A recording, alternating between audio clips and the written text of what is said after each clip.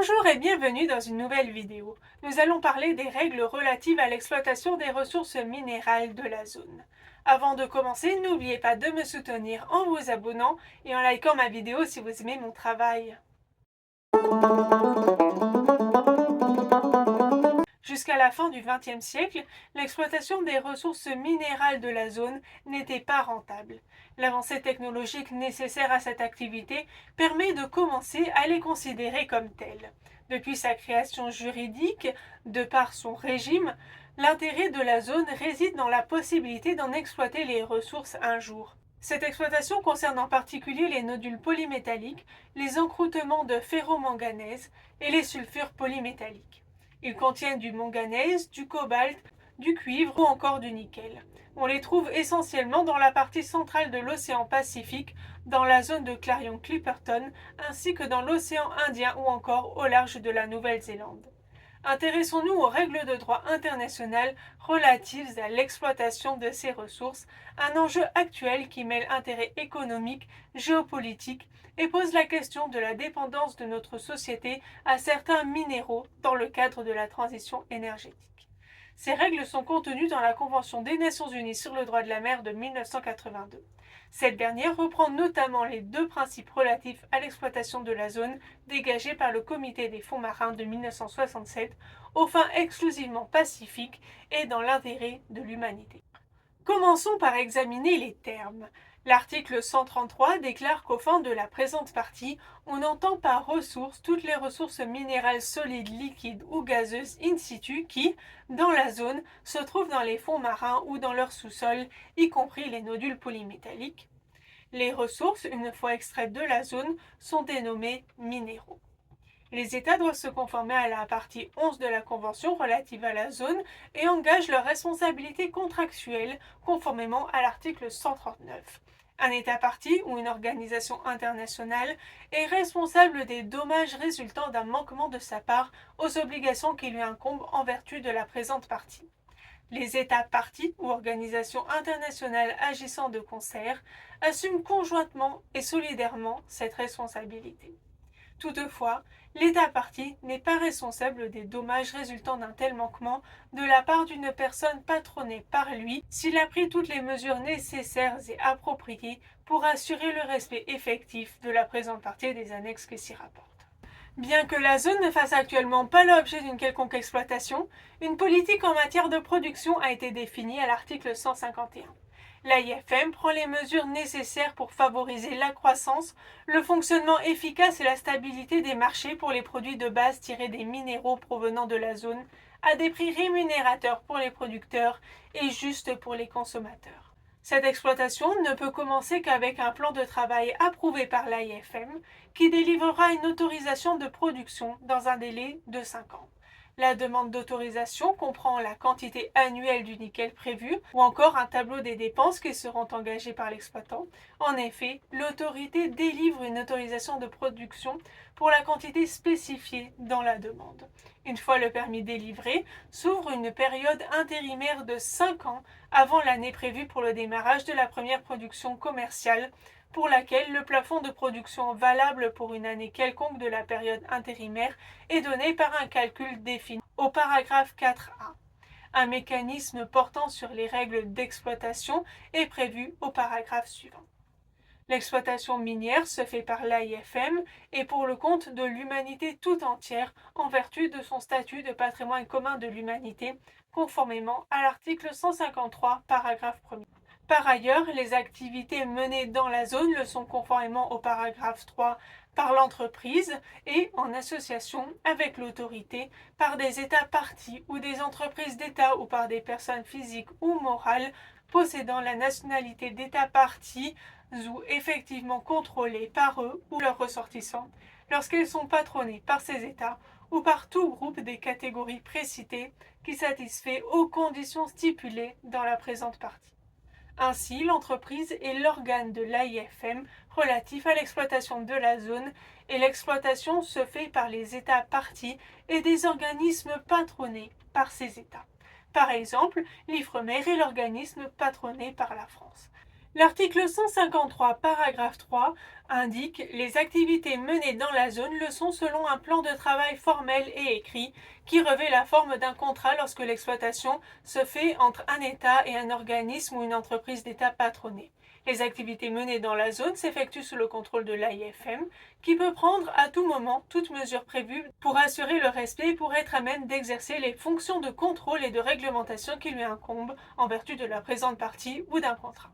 Elle a le droit d'inspecter toutes les installations qui sont utilisées pour des activités menées dans la zone et qui sont situées dans celle-ci. Enfin, en ce qui concerne les différends relatifs aux fonds marins, ceux-ci doivent être soumis à la Chambre pour le règlement des différends relatifs aux fonds marins du Tribunal international du droit de la mer qui siège à Hambourg, ou selon certaines conditions à une chambre spéciale du Tribunal international du droit de la mer pour les différends entre États relatifs à l'interprétation ou à l'application de la présente partie et des annexes qui s'y rapportent, ou à une chambre ad hoc de la Chambre pour le règlement des différends relatifs aux fonds marins ou à un arbitrage commercial obligatoire, par exemple pour les différends relatifs entre parties à un contrat ou relatifs à l'interprétation ou à l'application d'un contrat.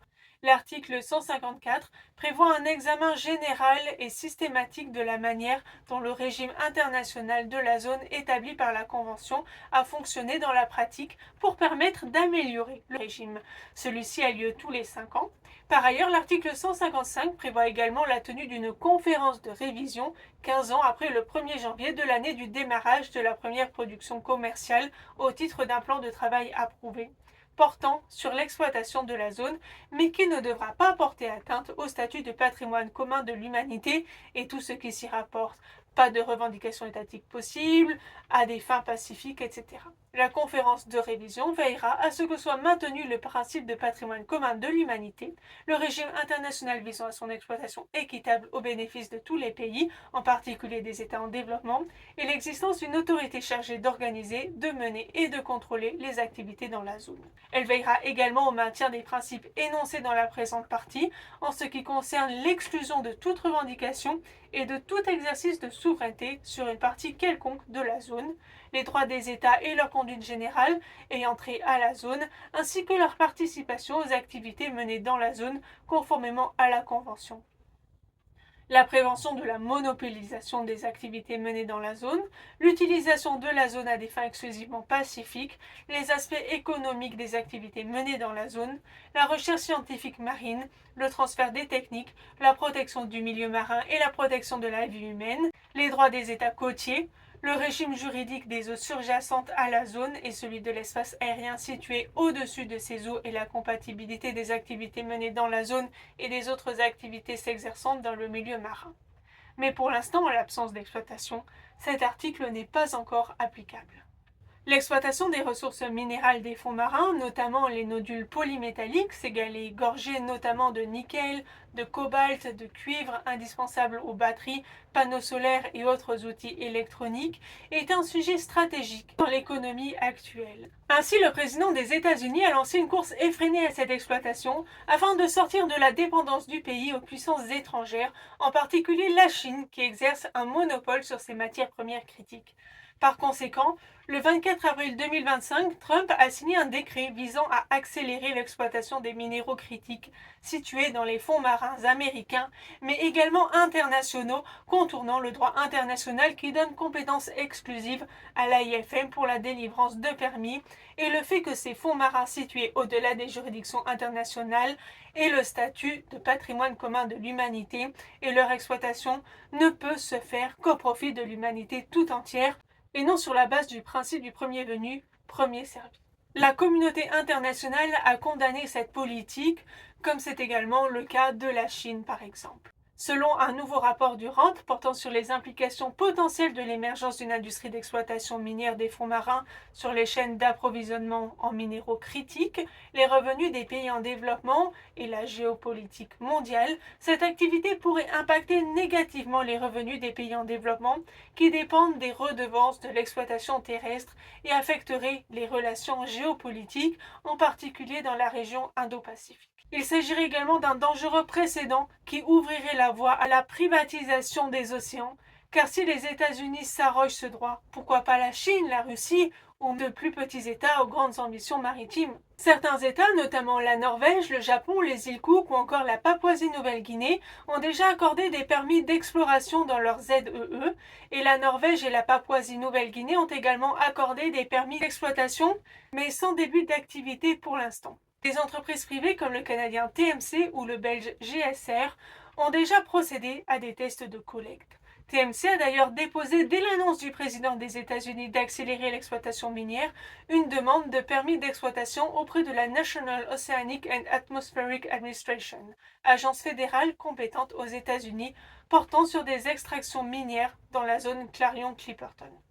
D'autres États, réunis au sein d'une coalition, appellent à un moratoire afin d'appliquer le principe de précaution au vu des risques graves qu'une telle activité peut engendrer. C'est le cas de la France. Par ailleurs, le Congrès calédonien a adopté un moratoire pour 50 ans qui suspend jusqu'en 2075 l'exploration et l'exploitation des abysses de l'archipel, tandis que la Polynésie a instauré un moratoire sur les exploitations de ses ressources minérales dans sa ZEE. Je souhaiterais conclure sur cette note de l'Ifremer sur l'exploration et l'exploitation des grands fonds et publiée en juin 2025. Compte tenu des réserves minérales terrestres existantes, de leur rareté contestée par certaines études et des grandes incertitudes sur la demande future, le besoin d'exploiter les ressources minérales des grands fonds n'est aujourd'hui pas démontré. La note indique également que l'exploitation commerciale de ces ressources risquerait aussi de décourager les innovations technologiques relatives au recyclage, la substitution, à l'image du développement des batteries sans nickel et sans cobalt, ainsi que la rationalisation de l'usage des métaux. L'Ifremer considère ainsi qu'il apparaît indispensable de renforcer les recherches scientifiques sur ces milieux pour évaluer les seuils critiques à ne pas dépasser par les activités industrielles. J'espère que cette vidéo vous aura été instructive et que vous apprécierez également les prochains épisodes. À bientôt dans une nouvelle vidéo.